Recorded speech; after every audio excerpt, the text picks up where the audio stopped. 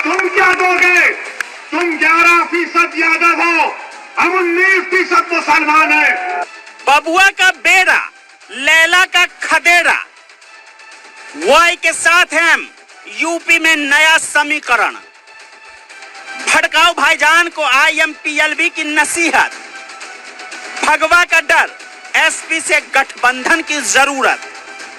लैला को अपनों ने लिखा है लेटर और कहा है कि जीत वाली सीट पर ही लगाएं बाजी और बाकी सीटों पर ना मारे भांजी, क्योंकि वोटों का बंटवारा होने से भगवा को होगा फायदा। अब चुनाव आएगा तो बोलेंगे दे दो बाबा अल्लाह के नाम पे हमको वोट दे दो। अरे ये तो क्लासिफाइड भिखारी है ये लोग। दे दो बाबा अल्लाह के नाम पे दे दो, सेकुलरिज्म के नाम पे दे दो बाबा। बाबा दे दो हमको, हमें छोड़ दो, माफ कर दो, हम आपके पैर छूते हैं। अब तक लैला के मजनू बने फिरे मुसलमानों को लगता था कि हैदराबाद से उनका तारणहार आया है जो सत्ता के शिखर पर उनकी नुमाइंदगी करेगा, लेकिन भगवा के डर ने अब उन्हें गोलबंद होने पर मजबूर कर दिया है। लिहाजा मुसलमानों के सबसे बड़े संगठन all India Muslim personal law board ने ओवैसी को एक खुला पत्र लिखा है। खत में लिखा है कि जिन सीटों पर पार्टी की जीत पक्की हो, उन्हीं सीटों पर उन्हें अपने उम्मीदवार उतारने चाहिए। ओवैसी को लिखे खत में all India Muslim personal law board के प्रवक्ता खलील उर रहमान सज्जाद नोमानी ने कई बातों का जिक्र किया है। खत में योगी सरकार में कैबिनेट मंत्री स्वामी प्रसाद मौर्य समेत कई दूसरे ओबीसी नेताओं के पार्टी छोड़ने का भी जिक्र है।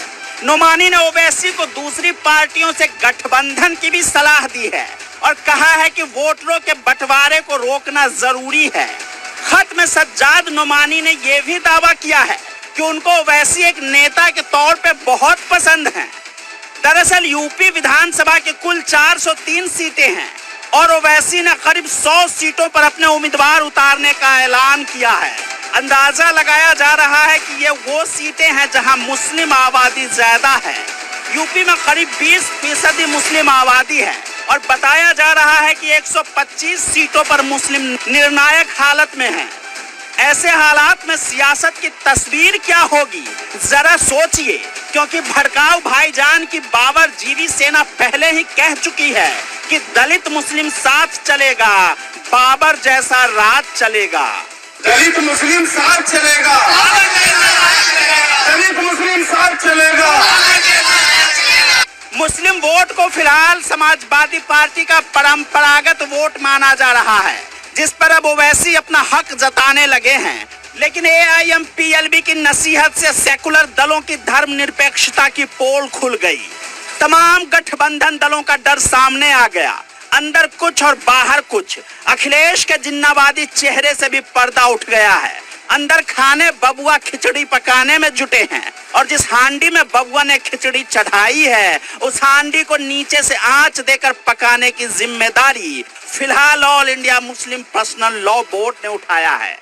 Bureau report.